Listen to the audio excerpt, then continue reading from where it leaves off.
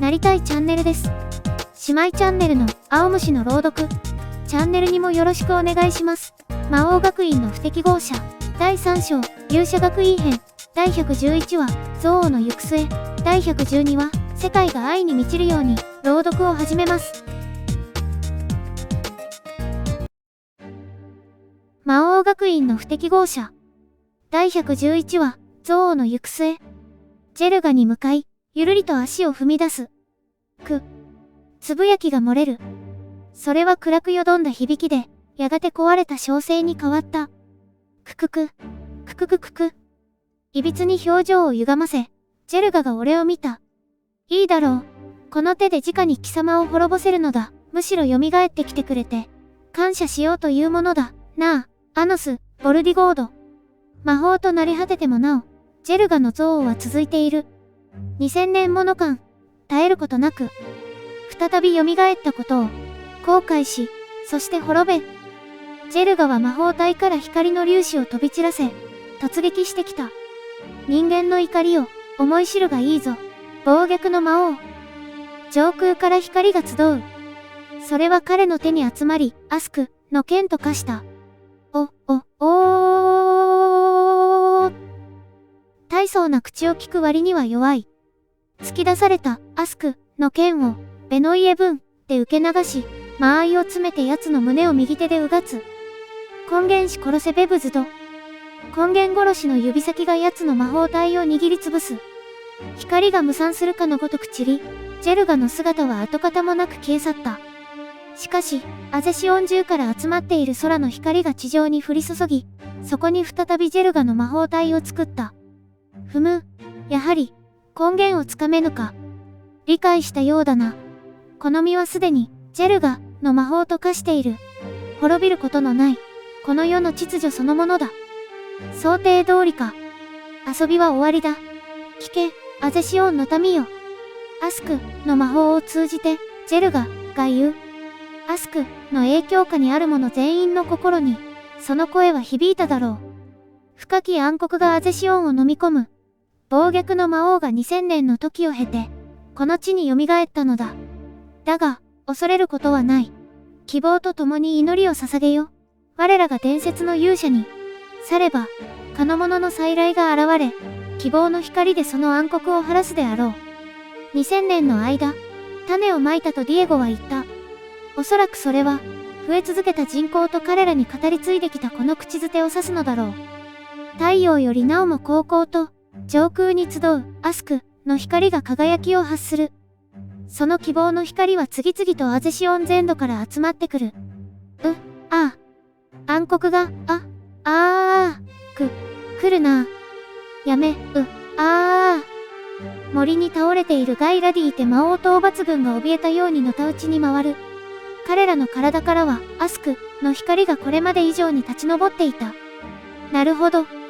ジェルガの魔法はアスクの中に潜んでいる。アスクが膨大な魔力を集めたとき、初めてジェルガの意志は具象化し、魔法体をなすことができる。俺が言葉を発する最中にも、ジェルガの体はアスクの光を浴びて、一回り大きくなった。だが、アスクの魔力を最大限に引き出すには思いを一つに重ねる必要がある。勇者学院はそのために深き暗黒の口づてを広めてきた。絶望をもたらす深き暗黒が訪れた時、アゼシオンの民は希望と共に祈りを捧げる。さらに光がジェルガに降り注ぎ、魔法体の輪郭がぼやけた。ジェルガ、貴様はアゼシオンの民から無理やり希望を吸い取っているな。希望の一切を吸い取られれば、その心は絶望に変わる。それこそが深き暗黒の口づてを意味しているのだ。絶望の淵で口づてを語り継がれたアゼシオンの民は、伝説の勇者に祈りを捧げるだろう。その祈りは瞬く間に吸い取られ、再び絶望へと落とされる。出口のない暗闇を彼らはさまよい続けることになるだろう。だが、そうすることで強制的にアゼシオン全土の人間の思いを一つにしているのだ。ジェルガを発動させるために、希望のない奈落にいつまでも居続ければ、心が持たぬ。平和に生きてきた民を殺してまで、俺を滅ぼしたいか、人の王。何を泣き言を吐いている。思い知ったか、暴虐の魔王。これが人間の恨みだ。我が身を犠牲にしてまで、貴様を滅ぼそうという決意が彼らにあるのだ。民の尊い犠牲、決して無駄に破せん。まるでそれが崇高なことかのようにのたまう奴を、俺は冷めた目で見つめることしかできない。愚かな。他人事のように申すな、魔族の王。これは貴様の罪だ。我々人間にこうまで恨みを抱かせたのは、貴様だ、アノス、ボルディゴード。貴様が人間を殺さなければ、こんなことにはならなかった。その罪を、その愚かさを、悔やみ、懺悔し、そして惨めに朽ち果てるがいい。さらに希望を吸い取ったか、倒れた人間たちの阿鼻叫喚がこだまする。上空の光はますます輝きを増し、それがこの森を一斉に照らすように、勢いよく降り注いだ。ジェルガの魔法体がさらに崩れ、もはや原型を止めていなかった。神々しいその光はみるみる拡大し、森を覆い尽くしていく。やがて光がかたどったのは、まるで勇者を模したかのような鎧の巨人である。その手には長く、分厚く、光り輝く、聖なる剣が握られていた。我が配下に次ぐ、負傷者を逃がせ、あたり一帯が吹き飛ぶぞ。ズドゥンと振り下ろされた大聖剣を、俺は、ベノイエブン、と半魔法、破滅の魔眼を重ねが決して受け止める。膨大な魔力と魔力が衝突する余波で周囲の木々がなぎ倒され、地面が割れた。正義の力を思い知るがいい。大聖剣を振り下ろしたまま、間合いを詰めるようにジェルガが歩く。鎧巨人はその一歩で、あたりに大地震をもたらし、逃げ惑う兵たちの足を縛る。地下に魔王城を作るわ。氷の城。銀髪の少女がアイビスの魔法を使う。この場から少し離れた場所の地中深くに、堅牢な氷の城が構築されていく。手伝いましょう。魔王城といえども、あれだけの魔力を持つ相手ではそう長くは持ちますまい。やってきたのは七魔コウロウ、メルヘイスだ。彼は構築されていく氷の城に魔法陣を描いた。アゼイシス。地中深くの魔王城をアゼイシスで隔離する。外から中には干渉できぬアゼイシスだが、兵士たちが避難するためには、どうしても開けなければならない入り口が弱点となる。今のジェルガの力なら突破される可能性はあるが、氷の魔王城との二段構えならば、ある程度は持ちこたえられるだろう。一匹たりとも逃がし破せん。鎧巨人がその魔眼で、氷の魔王城の場所を見抜こうとする。その時、あたりに霧雨が漂った。みるみる広がったそれは視界を封じ、氷の魔王城と魔族たちすべての魔力を覆い隠す。ミサの、フスカ、の魔法だ。ジェルガがつぶやく。これは、大精霊の森の守り神、精霊が魔族の味方をしているというのか？当の昔に時代は変わったぞ。ジェルガ。敵などどこにもおらぬ。魔力を集中して大聖剣を弾き飛ばし、その巨大な兜に、ジオグレイズを叩きつける。一瞬漆黒の炎に包まれるも、それを半魔法でかき消し、ジェルガは何事もなかったかのように俺に視線を向けた。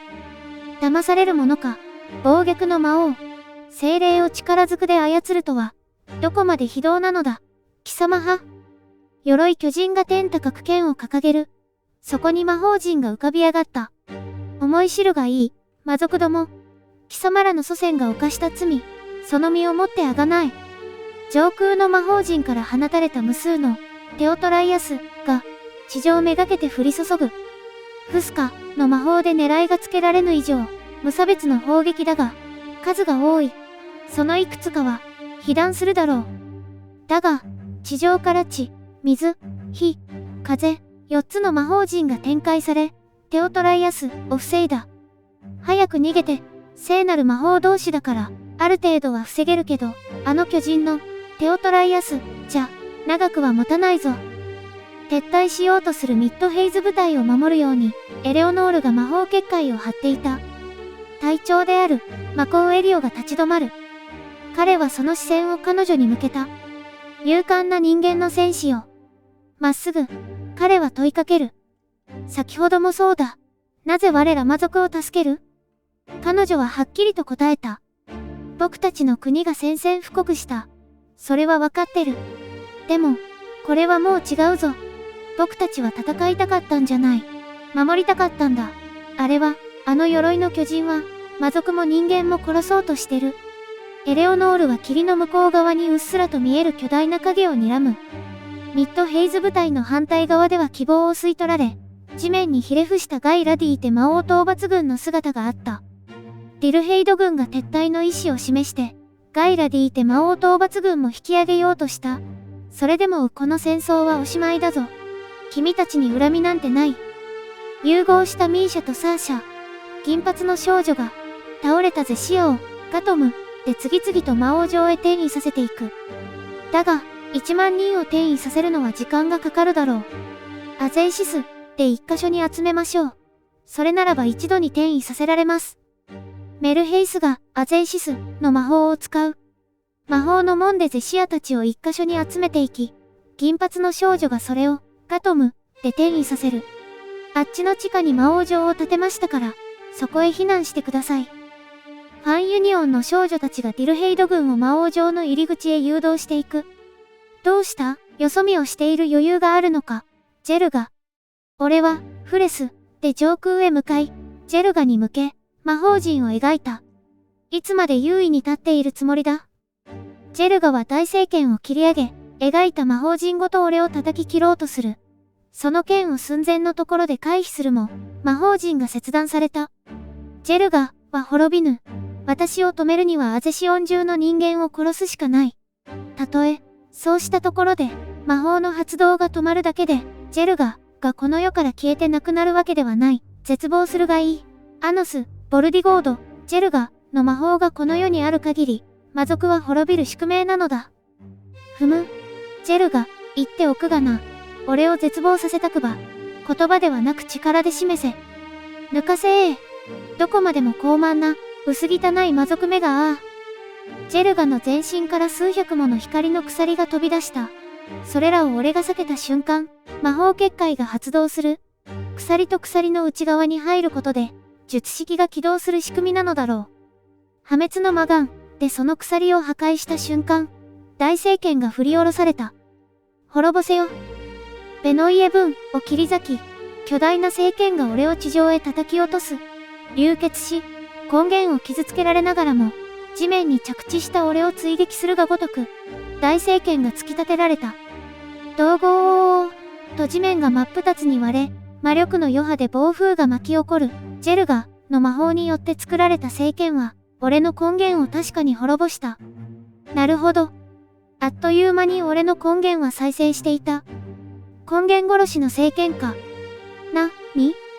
滅ぼしたはずの俺が、その場にいることにジェルガはただただ驚愕をあらわにする。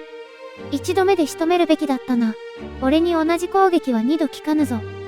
起源魔法、アグロネムト。敵の攻撃と俺の根源を起源とし、その攻撃を食らわなかった状態に根源を戻す。通常、根源が消えれば魔法は行使できないため、相手の攻撃を食らう直前、レバイドで未来にアグロネムトの魔法を送っておくのだ。相手の攻撃を起源とするには、相手の攻撃を知っていなければならないため、二度目からでなくては使えない。霊人人剣エヴァンスマナに根源を滅ぼされても蘇ったのは、2000年前カノンが魔力を送るためにその聖剣を俺に刺したからだ。ゾーラエディプト。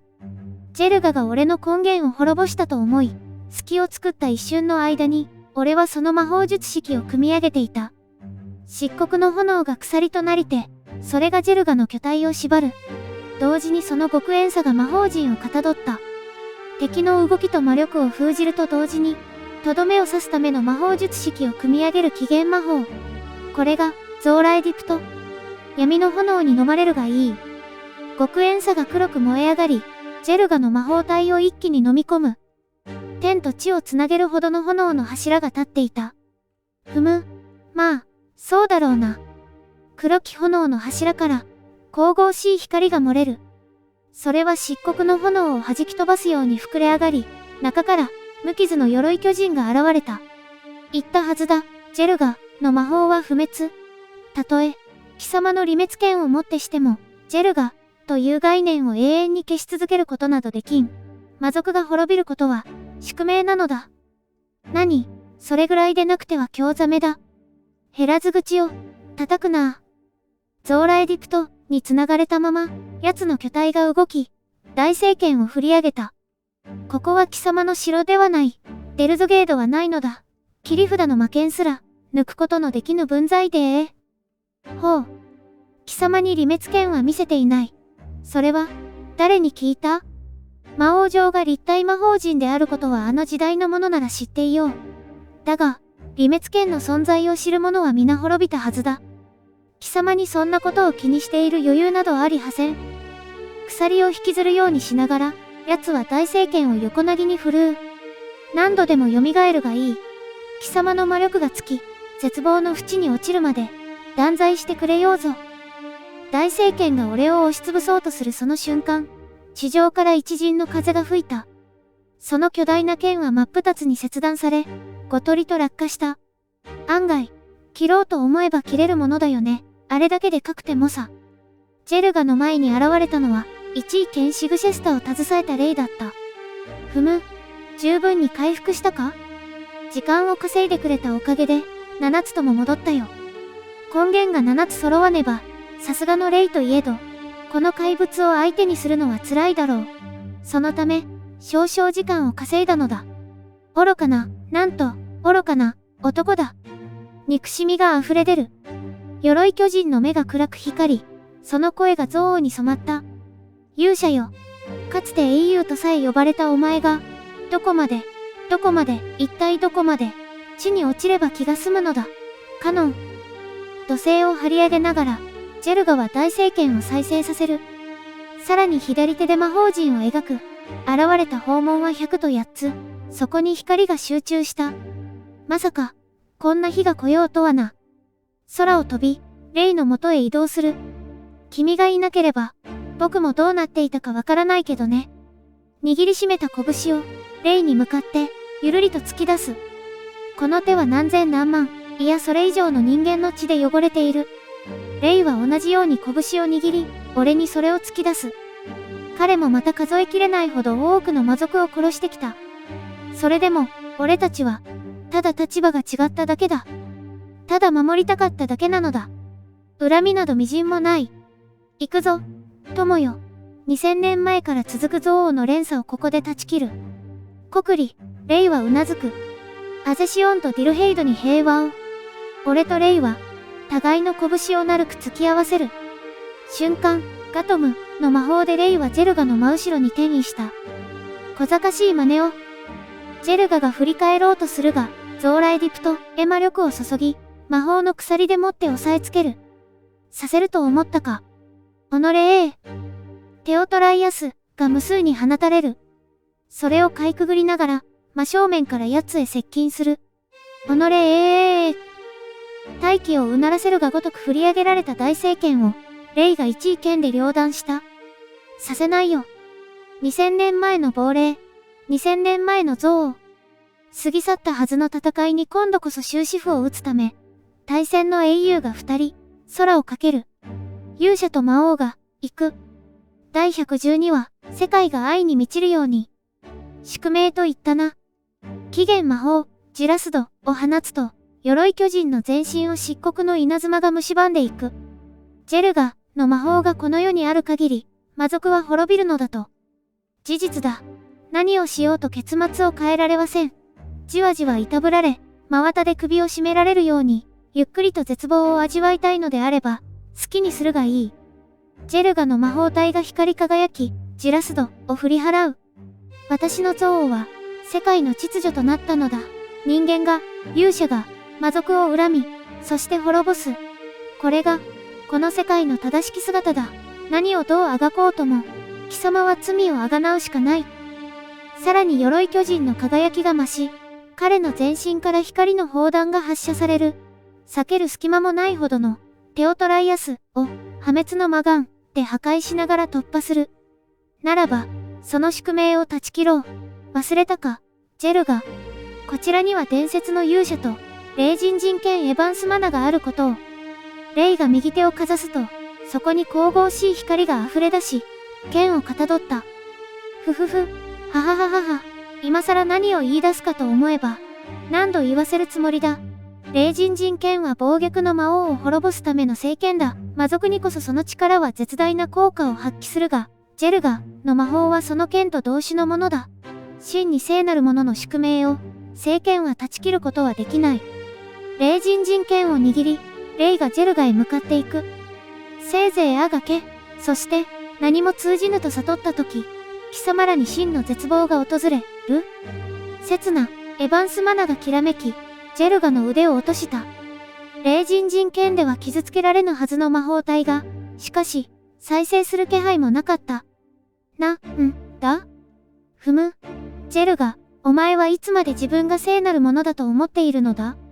何をした？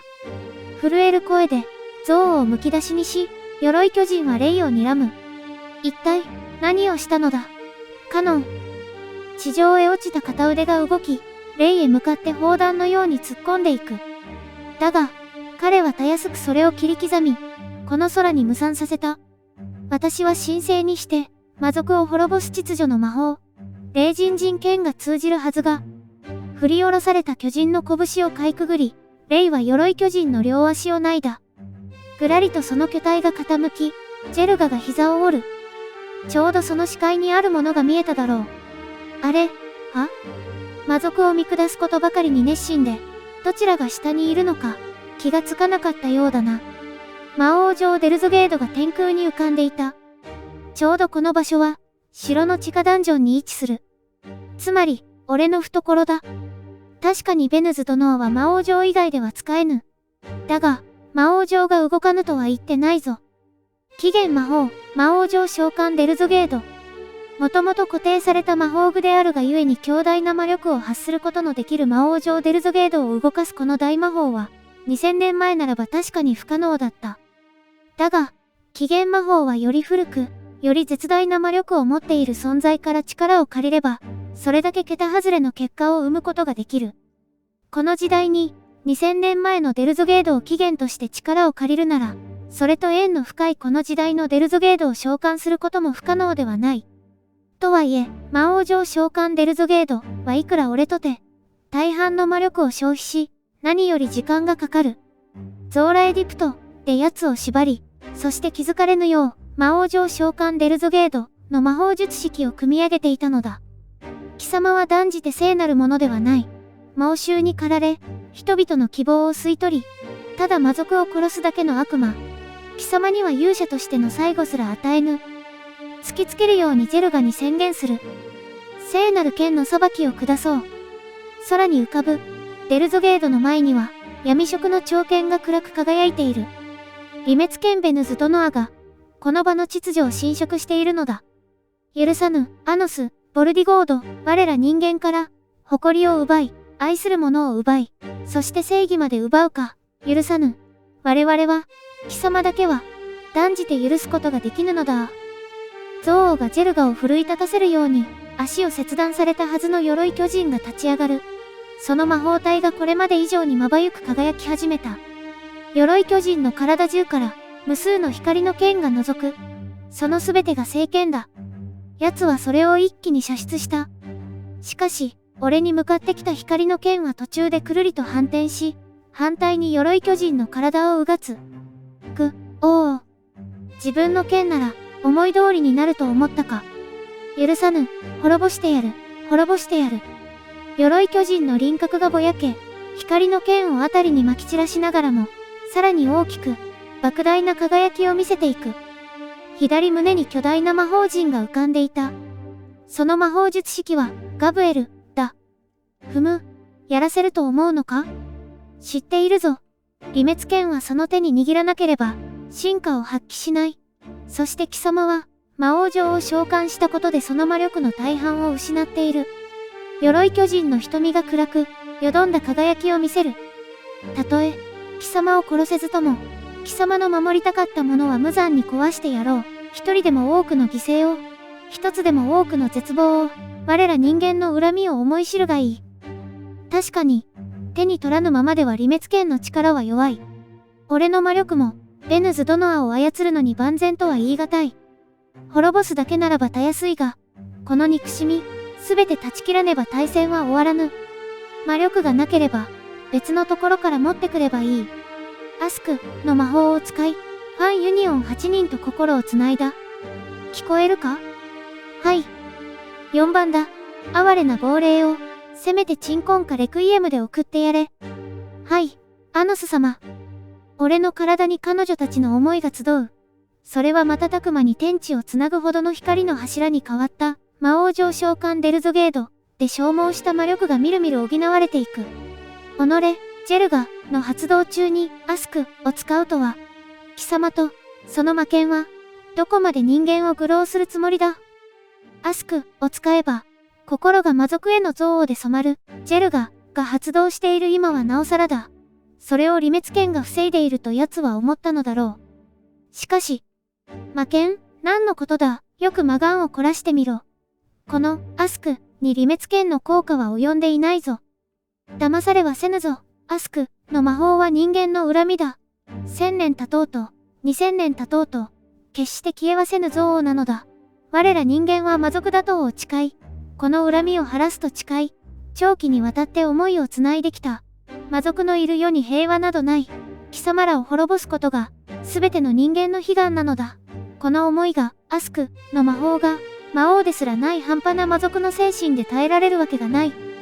アゼシオン全土からトーラの森上空に集まった、アスク、の魔法。その光が剣をかたどり、豪雨のように降り注いだ。ざっと数えただけでも100万は下らないだろう。その聖剣は魔王上の領域に入った瞬間に消滅するが、さすがにリメツ剣を握らぬ状態では分が悪い。1万分の1は、魔王上の領域をすり抜け、俺とレイ、そして地上にいる魔族や人間たちに降り注いだ。それを俺の、アスク、の魔法が阻む。地上から声が響いた。優しい歌が、森を覆っていく。いつになったら、夜が明けるの？暴虐と呼ばれた魔王は一人、孤独な眠りについた。守るために剣を取ったんだ。血に汚れていく手は、命を握っていた。俺たちは、戦いたかったわけじゃない。殺しても殺しても、夜はひたすら更けていくばかり。夜明けを待って、眠りにつこう。2000年の眠りが、きっと、世界を変えてくれるはず。そう、信じていた。膨大な光を放つ俺の、アスク、と衝突した聖剣は砕かれ、それでもなお、地上に破片の雨を降らす。そして、それは希望を吸い取られ、地上でのたうち回る、人間たちへ、ガイラディーテ魔王討伐軍めがけて飛来した。みんな、エレオノールからは距離が遠い。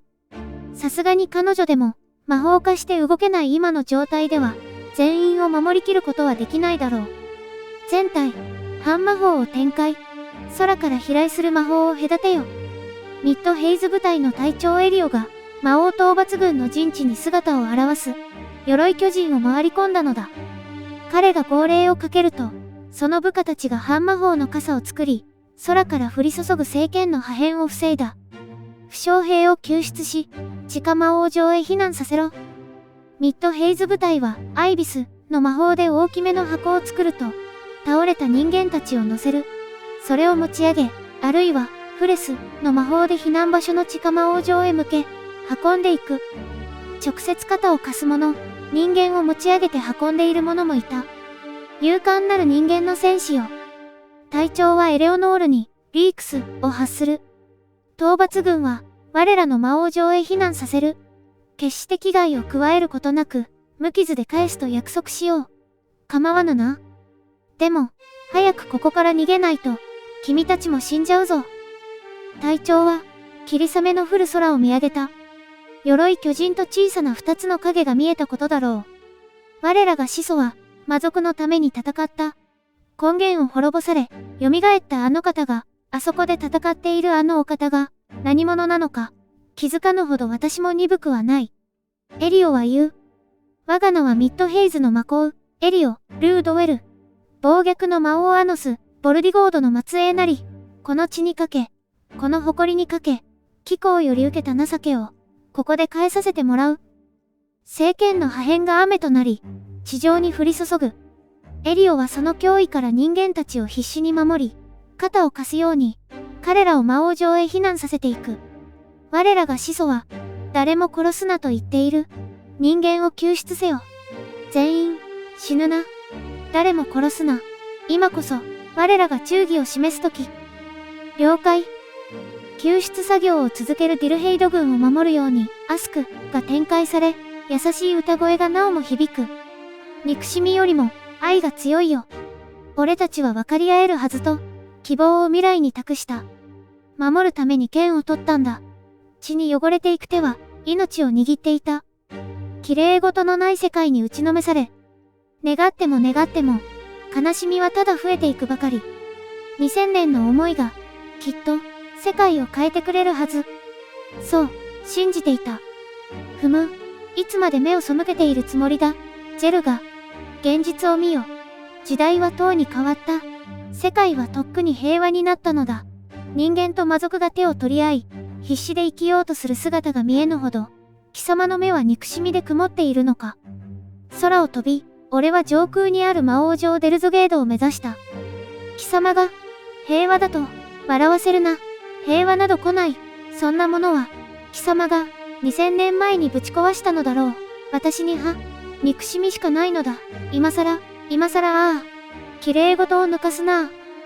さらに上空の聖剣が10倍に増え、俺に向かって降り注いでくる。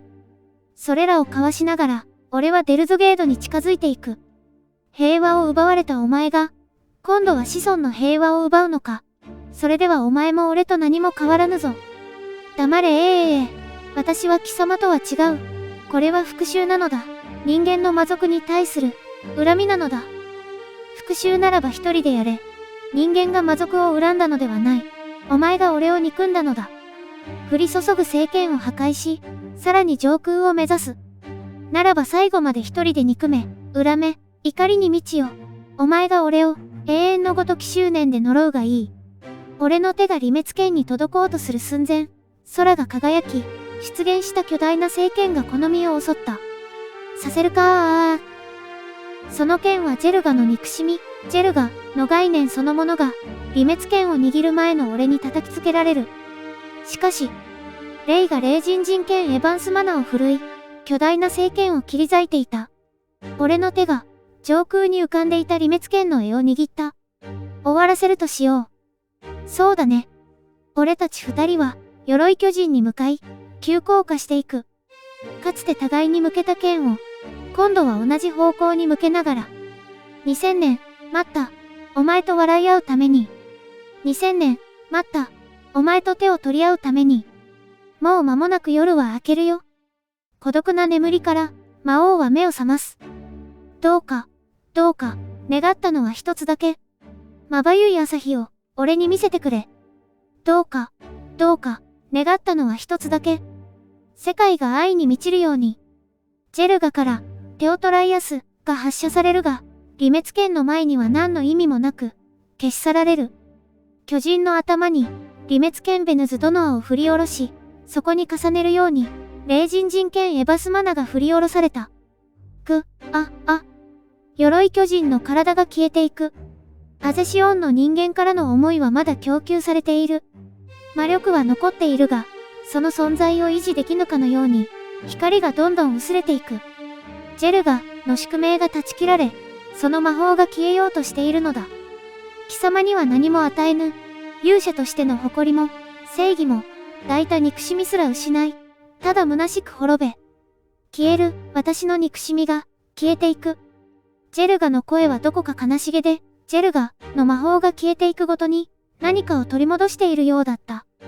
誇りなど、望まぬ、正義など、いらん。彼はつぶやく。血を吐くような思いが溢れた。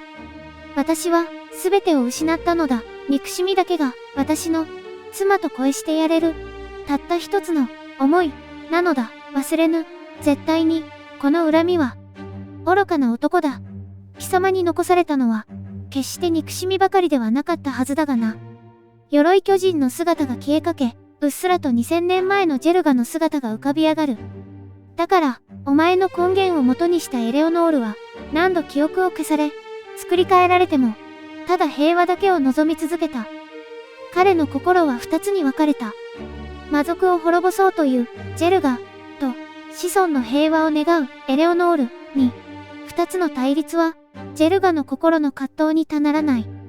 魔族を滅ぼしたい思いと同時に、同じ思いを、憎しみを子孫たちには味わってほしくないという願いが彼にも確かにあったのだ。お前の妻子は俺がこの手で殺した。手強い相手だったからな。よく覚えているぞ。アイビスの魔法で俺は消えかけたジェルガの体にミシェンスの首飾りをつけた。二人はそれと同じものをつけていた。リメツケンベヌズ・ドノアをジェルガに向ける。何度でも転生し、俺を殺しに来るがいい。未来永劫、貴様の復讐に付き合ってやろう。リメツケンベヌズ・ドノアをジェルガの胸に突き刺す。貴様が最後までよすがにしたその憎しみが、かけらでも残っているのならな。その体が消える寸前、彼の妻子と同じように、シリカの魔法でその根源を彼方へ飛ばした。魔法が消えても、まだなお憎いのならば、何度でも復讐に来い。お前がまた妻子に会えるまで、何度でも、シリカで飛ばしてやる。やがて、トーラの森の上空の光が消えていく。希望を吸い取る、ジェルガの魔法が消え、アスクの魔法も効力を失ったのだろう。レイ。ああ。リメツ剣と霊人人剣を重ね、空に掲げた。アゼシオン全土へ向けて、アスクの魔法を使い、その効果を逆転させる。魔力を希望に変え、絶望に染まった人々の心を元に戻すのだ。歌が聞こえていた。世界に希望を送る歌が。憎しみよりも愛が強いよ。俺たちは分かり合えるはずと、希望を未来に託した。守るために剣を取ったんだ。血に汚れていく手は、命を握っていた。綺麗事のない世界に打ちのめされ。願っても願っても、悲しみはただ増えていくばかり。2000年の思いが、きっと、世界を変えてくれるはず。そう、信じていた。2000年、待った。お前と笑い合うために。2000年、待った。お前と手を取り合うために。もう間もなく夜は明けるよ。孤独な眠りから、魔王は目を覚ます。どうか、どうか、願ったのは一つだけ。まばゆい朝日を、俺に見せてくれ。どうか、どうか、願ったのは一つだけ。世界が愛に満ちるように。次回は、魔王学院の不適合者、第113話、エピローグ、平和な戦い、高評価、チャンネル登録、お願いします。応援コメント励みになります。ありがとうございます。